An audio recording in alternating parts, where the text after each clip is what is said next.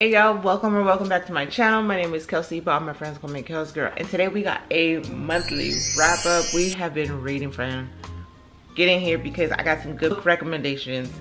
This month, April was a good month for books. In the month of April, I read 14 books. 14 books, half of them were audiobook, half were physical or Kindle. Let's just jump right into it. First book that I read for the month was Listen for the Lie by Amy Tintera. 5 stars. 5 stars. If you can read this book on audio, like listen to it on audiobook, do it. It is so good. I love me a good podcast element inside of a book, and this one I ate it up. So I'm gonna go ahead and read you the description because y'all know I'm terrible at describing things. And honestly, once I read a book, it kind of just like goes out my head, but this is what it says. What if you thought you murdered your best friend and if everyone else thought so too? And what if the truth doesn't matter? After Lucy is found wandering the streets covered in her best friend Savvy's blood, everyone thinks she's a murderer.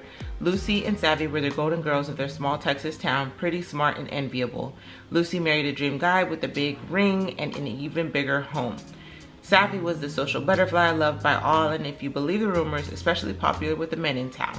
It's been years since that horrible night, a night Lucy can't remember anything about, and she has since moved to LA and started a new life.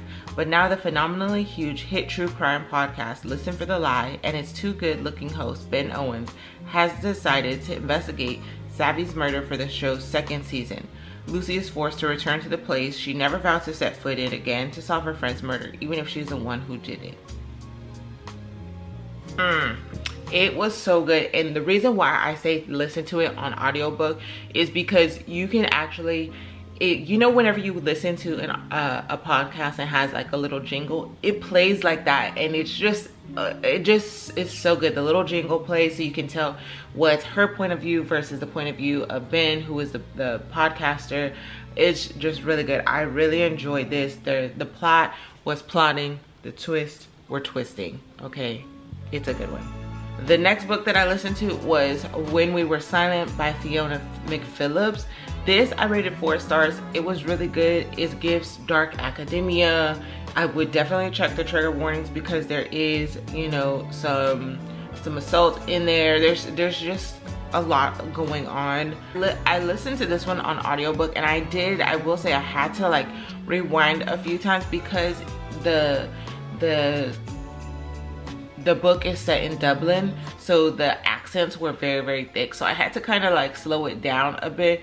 But this one has dual point of view as well, and but it's a point of view of different times. Okay, so it's like the current and then in the past. So I liked it. I don't really know what else to say about this one. The twists were twisting. Yeah, it was good. Now I'm very much the type, like I'll like go through a book and then I'll like rate it based off of how I feel at the end, but like then I'll sit on it and like I'll do these videos and I'm like, was it really a 5 star? Was it really a 4 star? It was good. The next book was Right by Sarah Rose Etter. Now this I would highly suggest reading the trigger warnings. I went into this book blind. Right now where I'm at in my life, I'm currently suffering, I'm battling postpartum depression and things like that. I would probably not have read this book at the moment. Basically, it's about a girl. She is suffering from depression, essentially. She's suffering from depression and life is lifing for her.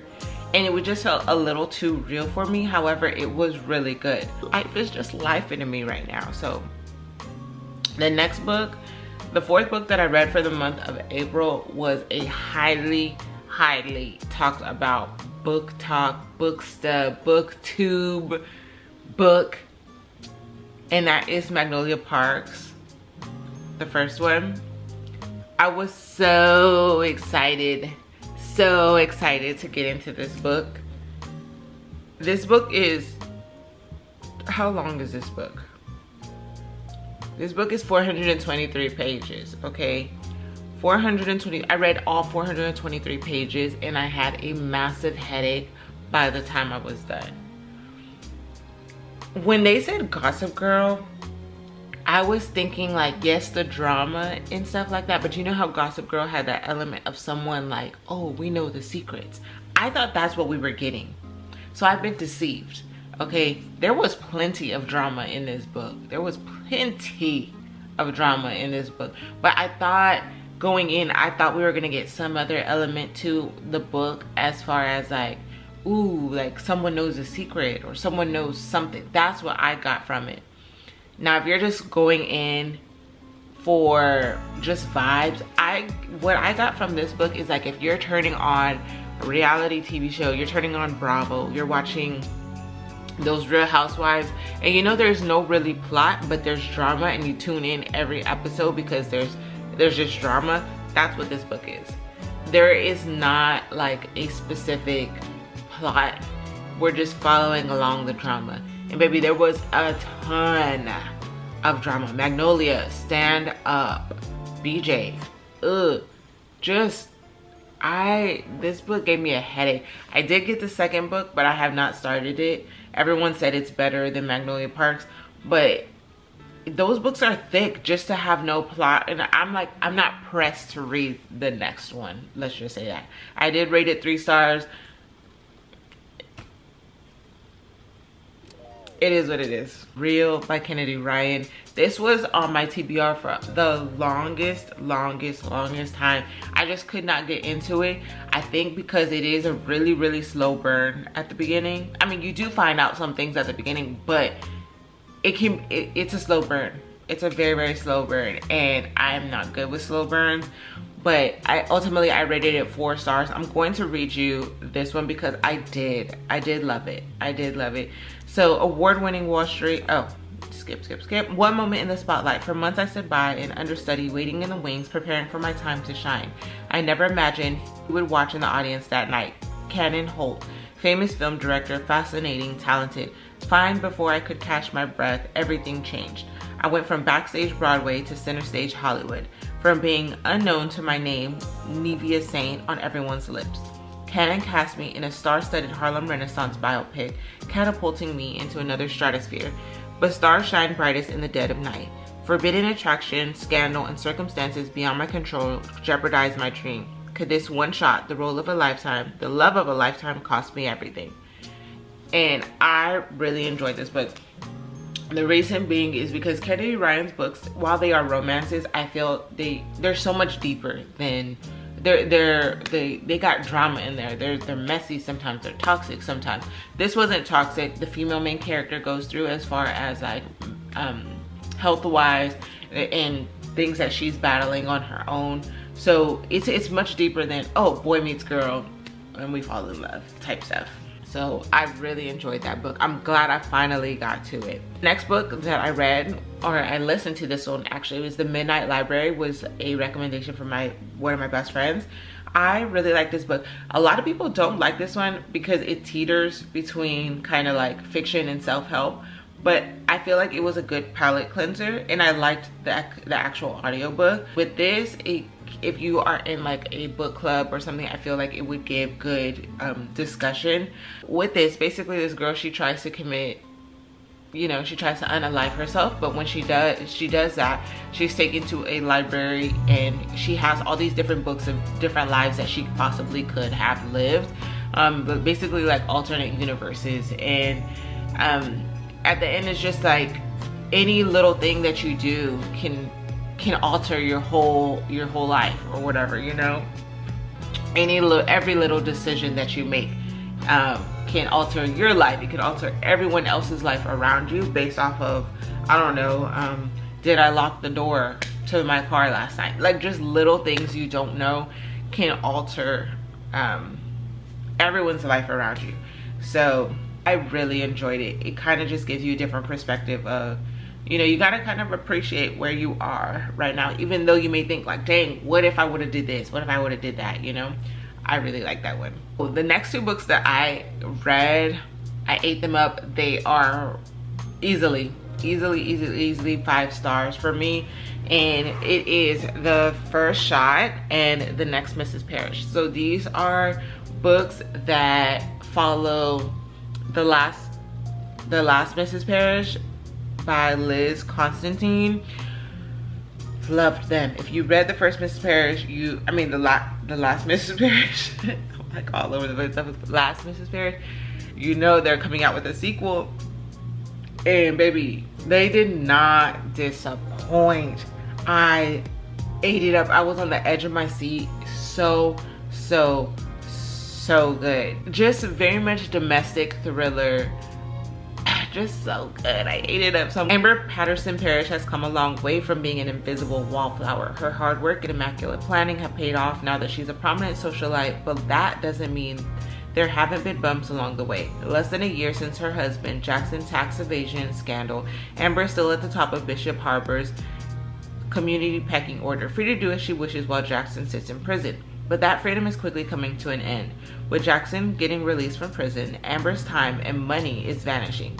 Meanwhile, Daphne Parrish left Bishop's Harbor after her divorce from Jackson Parrish, swearing she would never go back. But when one of her daughters runs away from home, desperate to see her father, Daphne agrees to return for the summer to allow him supervised visits. Once out of prison, Jackson swears he's a changed man, but Daphne knows all too well that he can't be trusted. When a ghost from Amber's past emerges looking for revenge, the three of them find unlikely allies in one another. But who is playing who? When all is said and done, they'll have to fight tooth and nail for everything they have left in this zero-sum game. With shocking turning twists and characters, the next Mrs. Parrish will make you rethink everything you thought you knew about duplicity and betrayal. Oh my god. I ate this one up. It was really good. I loved it. If you love like messy domestic thrillers, this was it. This was probably one of my top books this month for sure. The next book that I read was One of Us Knows by Alyssa Cole. I had such high hopes going into this one because I read her other one, Thriller When No One Is Watching, and it gave like Jordan Peele vibes. This one fell flat for me. And when I was listening, I listened to this one on audiobook and I was so confused. At first I was with it and then it just became too much, and a lot of people that I follow were saying the same thing, like, what is going on? I'm just confused. Basically we're following this girl named Ken. She has multiple personalities, and in the book we're basically trying to figure out a murder, but we don't know who did it, and you're seeing different point of views from all the different personalities in her head. And by the end of the book, I was just I honestly don't even remember how this ended, because I was just so confused trying to keep up with who is who and what's going on in her head and who is really real, and it wasn't for me. The next book that I read was When I Think of You by Maya Ariel. This was a debut novel for her and I love this. I'm not a romance girl, but I really enjoyed this one. It is second chance romance. I'm gonna read you the synopsis. Kalia Wilson has paid her dues, but all the years behind the reception desk at a flashy film studio have only pushed her movie-making dreams further out of reach. That is, until a surprise reunion presents an opportunity that can make her career or break her heart a second time. It's been 7 years since Kalia's whirlwind college romance with Danny Prescott went up in flames. While her passions have stalled, his career is taking off. So when the hotshot director reappears to offer her a dream job on his next production, it's a shock to the system. Working with Danny may recapture their intensity of their film school days, but trusting him again won't come as easily.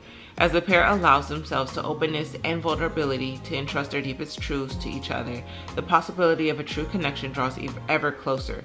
But when the Hollywood politics and scandal threaten to sink the production and her career, Kalia may have to risk everything to do what's right, even if it means letting go of the second chance love of a lifetime. I love this. I rated this 4 stars. If you like second chance romance, you're gonna eat this up for sure. The next book that I read, 5-star read off rip, was Hidden Pictures. Hidden Pictures by Jason Rekuliak. I ate this up. Okay, and I am a scary girl. Let me tell you, if you are scary, the pictures are scary. Okay, the pictures are creepy. They're drawn by a little 5-year-old, I believe he is, and they're creepy just only at the beginning. I will say maybe like 2 to 3 pictures are creepy. After that, that's it. The book gets crazy. I'm gonna read you the synopsis of this one. Mallory Quinn is fresh out of rehab when she takes a job as a babysitter for Ted and Caroline Maxwell. She is to look after their 5-year-old son, Teddy. Mallory immediately loves it. She has her own living space, goes out for nightly runs, and has the stability she craves. And she sincerely bonds with Teddy, a sweet, shy boy who is never without his sketchbook and pencil. His drawings are the usual fare: trees, rabbits, balloons. But one day he draws something different: a man in a forest dragging a woman's lifeless body. Then Teddy's artwork becomes increasingly sinister, and his stick figures quickly evolve into lifelike sketches, well beyond the ability of any 5-year-old. Mallory begins to wonder if these are glimpses of a long unsolved murder, perhaps relayed by a supernatural force. Knowing just how crazy it all sounds, Mallory nevertheless sets out to decipher the images and save Teddy before it's too late. I love this. I love this. I'm so glad one of my other best friends made me read this. It was good. I'm glad. If you're, like I said, if you're a scary girl, just get past the first 3 pictures and you're good, because those are the only creepy ones. The book is so good. It's so twisty. The ending is nothing that I would have ever imagined in this book at all. I would have never guessed this plot twist. It was really good. Highly, highly recommend if you're a thriller girl trying to get into some type of like paranormal thriller. This was so good. The Last Housewife by Ashley Winstead. And let me tell you, I went into this book blind. and I was thinking like domestic thriller, housewives type. Absolutely not, baby. We're dealing with cults. We're dealing with cults in this, and it was crazy. Cults. That's all I can say is cults, okay? That's another thing. I just realized, like I said, I read books and then they kind of just go, whoop. I forgot there is a podcast element to this book. So I think what I did is I saw The Last Housewife, I skimmed it, and I saw a podcast, and I was like, yes, I'm gonna eat it up. And I did. I enjoyed it, but it's not what I thought it was. But it was still good nonetheless. Now the next book that I read as a buddy read with some girls on my Bookstagram. I would not have finished if it was not a buddy read. I will say that. I would not have finished this book if I was reading it alone. It was just very, very heavy. This book is called Smok Kings by Jamal Mayfield. I did not enjoy this book, but I rated it 4 stars. But I did not enjoy the book, if you get what I'm saying. Like, it was just very, very heavy. One, I don't like books that leave off on cliffhangers. I don't like that. This book left off on a cliffhanger. This book was so heavy. I'm just gonna read you the synopsis, but even still, I don't think reading the synopsis, I don't think you will still be prepared for how heavy and dirty, racist this book can be. But I'm gonna read it regardless. First of all, before I read it, the reason why we read this is because all the girls that I read it with are big S.A. Cosby fans, and Razorblade Tears is one of my favorite books by S.A. Cosby, and Jamal Mayfield was recommended. If you like, S.A. Cosby, you will like this book. And while they are very similar, every author has their own like little writing, but I will say if you do like S.A. Cosby, you will like this book. But know how S.A. Cosby's books are heavy. This book, I feel, is very, very, very, very, very, very heavy. So Nate Evers, a young black political activist, struggles with rage as his people are still being killed in the streets 62 years after Emmett Till. When his little cousin is murdered, Nate shuns the graffiti murals, candlelight vigils, and Twitter hashtags that are commonplace after these senseless deaths. Instead, he leads 3 grief-stricken friends on a mission of retribution, kidnapping the descendants of long-ago perpetrators of hate crimes, confronting the targets with their racist lineages, and forcing them to pay reparations to a community fund. For 3 of the group members, the results mean justice. For Nate, pure revenge. Not all targets go quietly into the night though, and Nate and his friends' world spirals out of control when they confront the wrong man. Now the leader of a white supremacist group is hot on their tail, as is a jaded lawman with some disturbingly racist views of his own. As the 4 vigilantes fight to thwart through ruthless pursuers, they're forced to accept an age-old truth. Before you embark on a journey of revenge, dig 2 graves. Just reading that gives me anxiety again because it was just so heavy. It was good, but it was so heavy. Would I ever read this book again? Absolutely not. One thing that you have to know going into this book is there are so many characters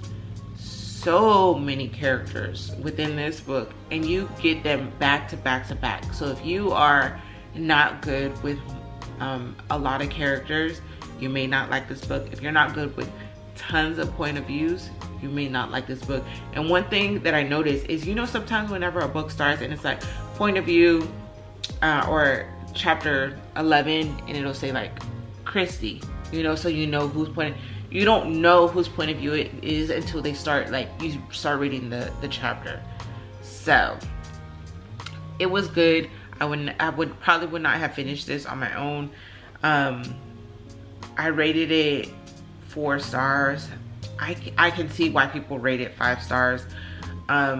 It was just really heavy, so just know that going into this one. And the last book that I read for the month of April was Innocent Intent by Casey Mills. This one was actually an arc. It comes out in June, but I really enjoyed this. This gives you thriller, but it also has some romance into it, which I feel is one of my favorite like subcategories. I love romance, but I don't love it enough to just have fluffy romance, but I love thriller. So Cassidy Evans is the blueprint. As a criminal psychologist, she is it. She spent years solving groundbreaking cases by shifting through the minds and behaviors of those driven by darkness that controls them. After years of dedicated field work, Cassidy decides to retire and share her expertise of killers' mentalities as a novelist. As a published author, she's now happily married and spends most of her time traveling the world and sharing with others how to understand the twisted minds that drive bad behaviors. Unfortunately, with all the knowledge that she is armed with, she somehow overlooks the lies of the person closest to her. When she tags along to a crime scene with an old colleague, Cassidy is shocked to discover that the victim is her husband. If that's not enough to send her world spiraling, she also finds out that the identity of the murdered victim doesn't match the name on their marriage license. Things quickly escalate when Cassidy becomes the main suspect. Not knowing the man she is married to is the least of Cassidy's problems. Everyone believes she is a murderer, and none more than the lead detective on the case, Nathaniel Davis. He's determined to find the truth while proving to the world Cassidy isn't who she claims to be. In doing so, he decides to keep Cassidy close while digging through her past to uncover all of her untold truths. While she's hiding secrets that could totally destroy the world she spent years building, Cassidy learns that things are never what they seem. Such an intricate familiarity of seeing through lies. How is it that Cassidy is happily married to a man who she loves and adores but doesn't truly know? Finally, losing her career is far less important than maintaining her freedom. In the end, she may lose both. This was so good. I read this one on my Kindle and I was eating it up, okay? I wouldn't have seen the plot twist coming. It was really good. I feel like it was a good amount of romance, but also thriller. It kept you on the edge of your seat. I highly recommend this one. But like I said, it comes out in June, so. So yeah, those are all the books that I read, friends. Those are all the books that I read / listened to in April. Highly recommend some of the only one that I'm just like, is Smok Kings. Just Smok Kings and Ripe.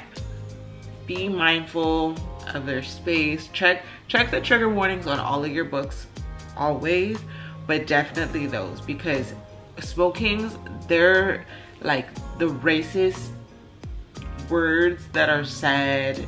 I didn't even feel comfortable reading, okay? Like, I didn't even feel comfortable saying, like, it's a lot. It's a lot. All right, y'all. I hope you enjoyed this video, friend. It's May 1st. It's time to get back on my books, okay? It's time to get back on my books. I hope you enjoyed this video. I'll see y'all in the next one. Later.